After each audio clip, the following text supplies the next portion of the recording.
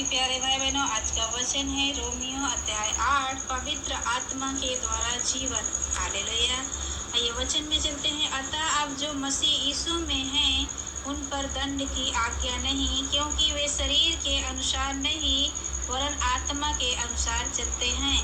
क्योंकि जीवन की आत्मा की व्यवस्था ने मसीह यीशु में मुझे पाप की और मृत्यु की व्यवस्था से स्वतंत्र कर दिया। क्योंकि जो काम व्यवस्था शरीर के कारण दुर्बल होकर न कर सकी, उसको परमेश्वर ने किया, अर्थात अपने ही पुत्र को पापमय शरीर की समानता में और पाप बलि होने के लिए भेजकर शरीर में पाप पर दंड की आज्ञा दी।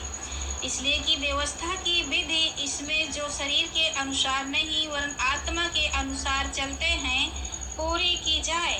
क्योंकि शारीरिक व्यक्ति शरीर की बातों पर मन लगाते हैं, परंतु आध्यात्मिक आत्मा की बातों पर मन लगाते हैं। शरीर पर मन लगाना तो मृत्यु है, परंतु आत्मा पर मन लगाना जीवन और शांति है। हालेलुया।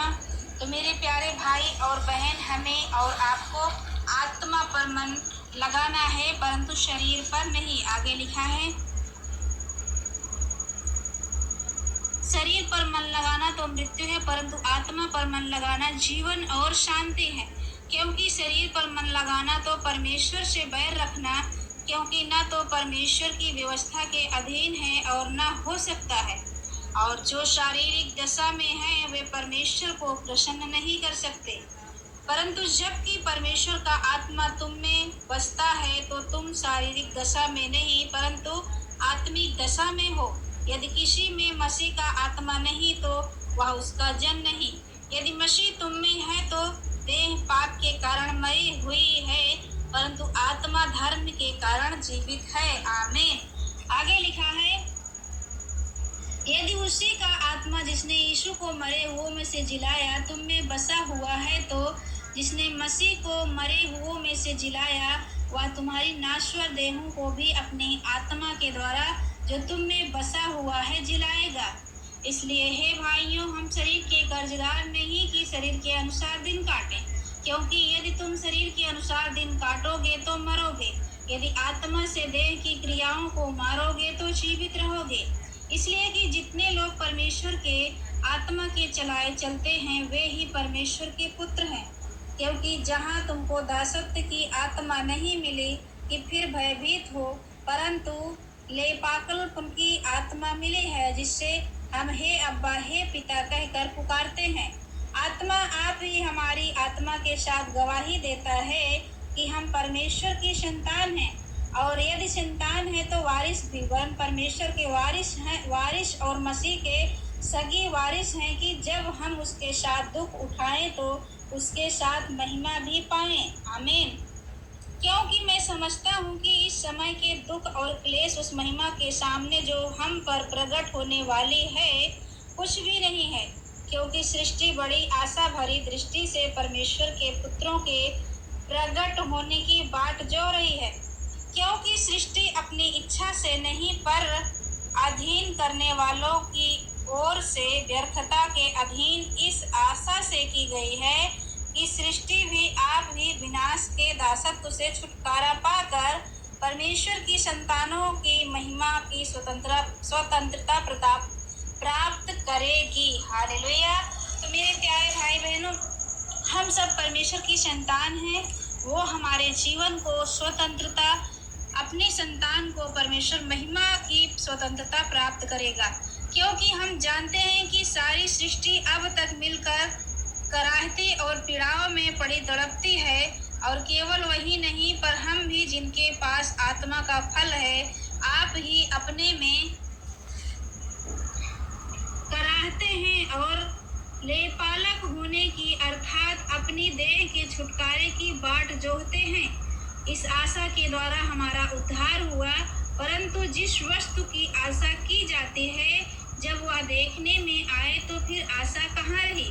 क्योंकि जिस वस्तु को कोई देख रहा है उसकी आशा क्या करेगा। परंतु जिस वस्तु को हम नहीं देखते यदि उसकी आशा रखते हैं तो धीरज से उसकी बाट जोहते भी हैं। इसी रीति से आत्मा भी हमारी दुर्बलताओं में सहायता करता है,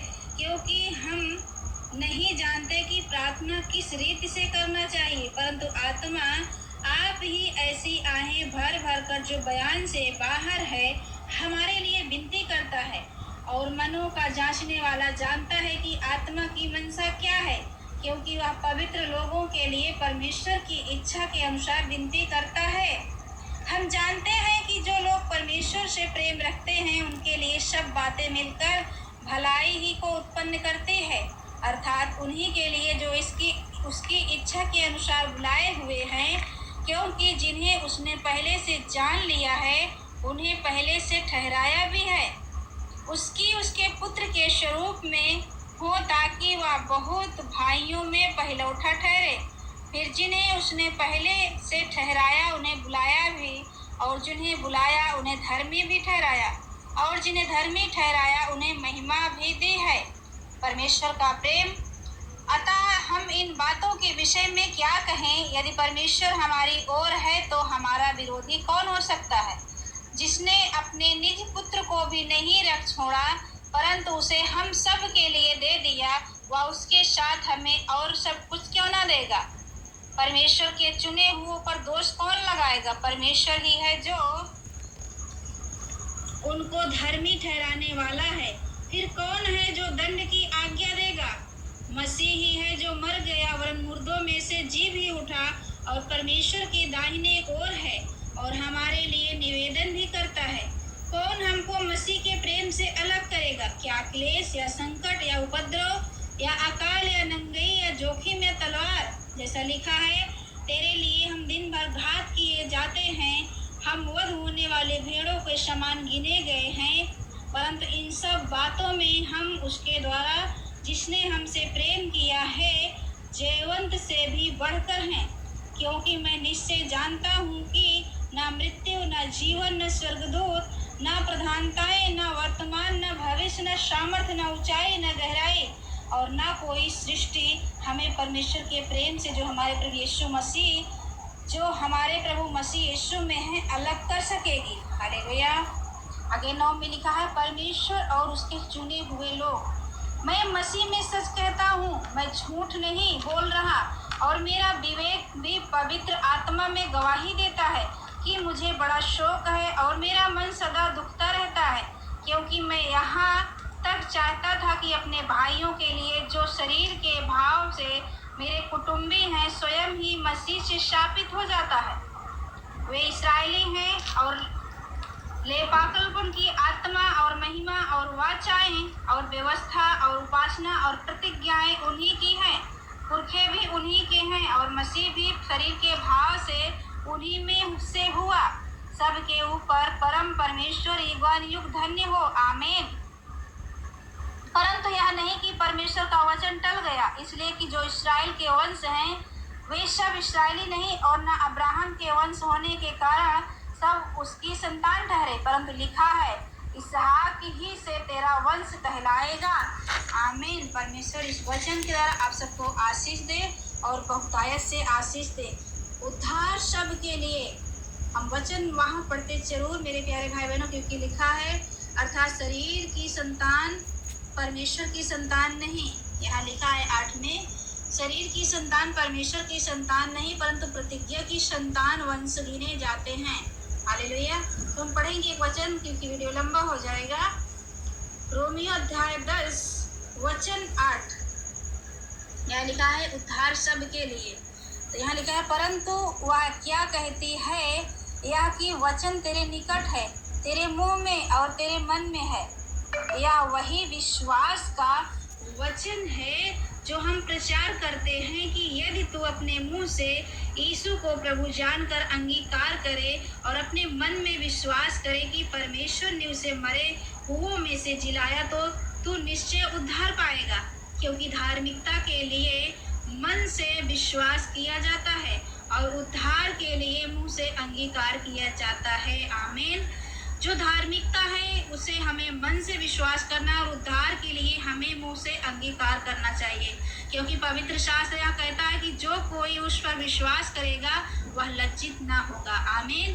तो परमेश्वर इस वचन के द्वारा मेरे प्यारे भाई बहनों आप सबको बहुत बहुत आशीष दे। आप सबको इस वचन पर यदि विश्वास है तो कमेंट में आमीन लिखें। यदि आप भी दूसरों तक परमेश्वर के वचन को सुसमाचार के रूप में फैलाना चाहते हो तो वीडियो को शेयर भी कर दीजिएगा, ताकि परमेश्वर इस वचन के द्वारा आप सबको बहुत बहुत आशीष दे। आप सभी को जय मसीह की। God bless you all.